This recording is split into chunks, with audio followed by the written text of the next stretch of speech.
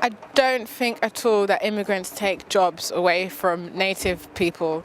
I think immigrants are pioneers. They do a lot of jobs that a lot of British people wouldn't do. For instance, cleaning, working in McDonald's, those sorts of jobs which are quite low skilled, sometimes, if you can say, embarrassing. I don't think immigrants take away jobs. And if anything, they bring about competitiveness for jobs, whether they're low skilled or graduate jobs, whatever. It just makes you want to develop yourself better. I don't think they're taking away jobs at all. I don't think a country's cultural life is undermined by immigrants, especially a country like Britain, which has a history of empire. For instance, drinking a cup of tea, it's an Indian thing, but you would think it's British. Fish and chips was made up by Jewish people who used to come here and they used to fry fish, Tikka masala was made up in British shores. It's an Indian thing. It's a British Indian thing.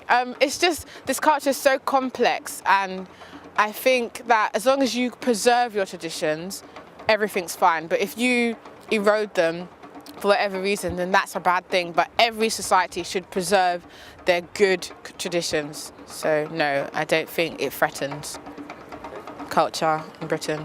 I don't think immigrants make crime problems worse. I think that people from social backgrounds that certain backgrounds bring problems. I think there's too much in the media about the bad things immigrants have brought to England. They don't really talk about wealthy immigrants. They are really pushing up the housing market, for instance. Because of the wealthy immigrants, we still have a flourishing central London housing market, but they don't focus on the wealthy class, the affluent class immigrants. They focus on the poor. If you look at crime statistics, I think you'll find that a lot of,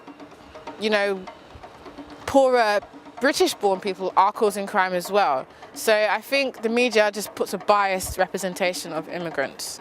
I don't think immigrants are a strain on the country's welfare system at all, because they are the ones doing the low-skilled jobs. Not all of them, but a lot of them.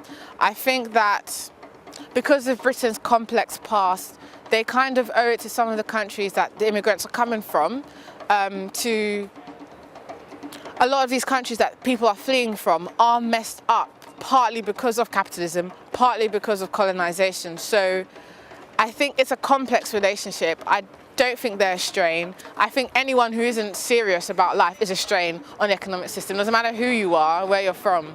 But yeah, especially if you are foreign, you should make the effort to be a benefit.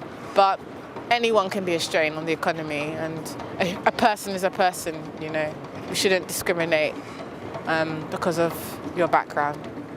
I don't think that immigration or immigrants are a threatening thing. I think what is threatening is if a country loses its native peoples and they are a minority. I think that isn't a good thing, no matter if that country is developing or developed, England or Russia, Pakistan.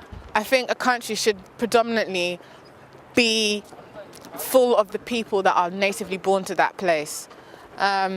But I don't think that the population of immigrants will ever outdo the native-born population. Only in places that are central, like London, where people are choosing, native-born people are choosing to leave the city, to be in the suburbs.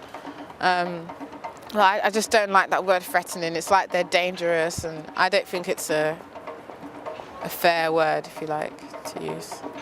I think it would be better for society to blend in with the culture here in the UK, or in any culture you go to, just so that you're not too offensive to the others that are around.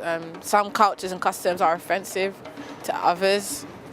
At the same time, you shouldn't completely lose, for instance, your language and what you do, but you should adapt and, flow with the way things are done in the country that you're in, no matter where you are. And that's vice versa. If the British go somewhere, they should also adapt and flow with the customs and country and practices of the country they're in. I'll definitely give a part of my income if I thought it was going to be used to prevent environmental pollution. I see no problem with that. We need to protect what we have. I don't think we're approaching the limit of the number of people the Earth can support. I think it's our lifestyles. If we all live sustainably, it wouldn't be a problem, but of course we don't. Sometimes people call developing countries backward, especially people who live in rural areas. I think that's not a good term to use, or to say they're developing, because the way they live is better for the environment. And if you ask me, they have more foresight into the future because, you know, they live in a way which is green, which is good for them and for their environment. Some of them who eat well are healthier than some of us who are in the West, who are consuming McDonald's, drinking chocolate, you know, we have too much, no exercise and all this stuff. So I don't think that because we are natural, we are nature, we are from the environment, we are human beings, I think it's a very bad thing to say that there is no space for humanity left on the planet which is made for us.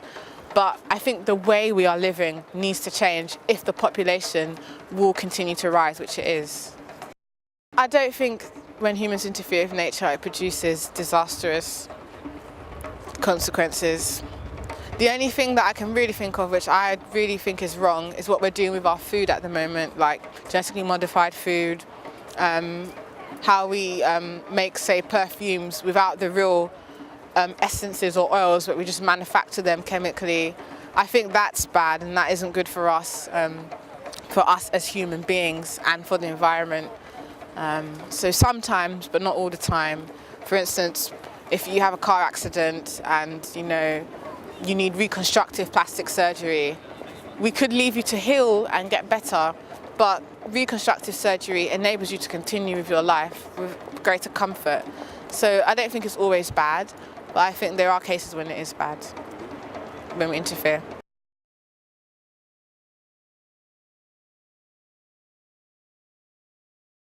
I think we really need to learn a lot from those countries which, again, are called developing, which are traditional, because the way they live, it's really good for the environment, and it's good for them, and it's good for society at large. I don't know if you can call it ingenuity, because they don't claim to be geniuses, they just live.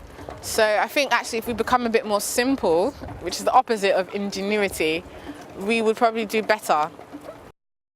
What the capitalist system will do is just move into other parts which are untouched.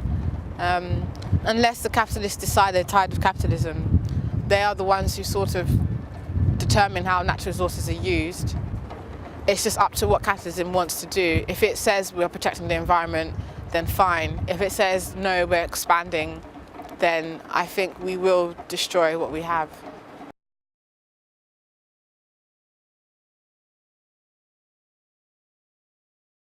I don't think we were made to rule, I think we were made to be stewards. As it says in Genesis, if you look at Adam and Eve, which is the ideal life we were supposed to have, Adam wasn't, if you like, a ruler, he was a steward. He just looked after the environment. He maintained it, sort of like a garden. You don't rule a garden, you maintain a garden.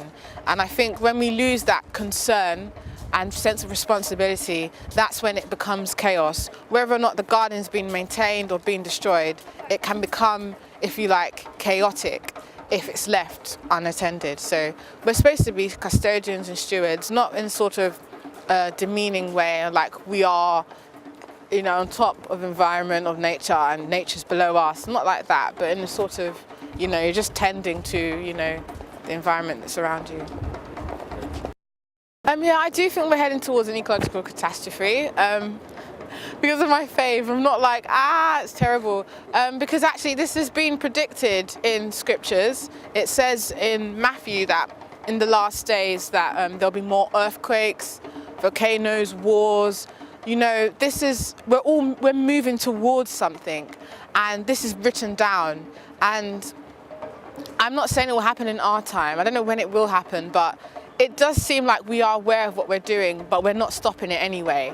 And it seems like it's inevitable that eventually we will destroy ourselves unless we wake up and, really change what we're doing. But I think mankind just cares about here and now and not forever. So, humankind, sorry. So, yeah, it's like how I know I should eat healthily and stuff, but I still occasionally go to McDonald's, do you know what I mean?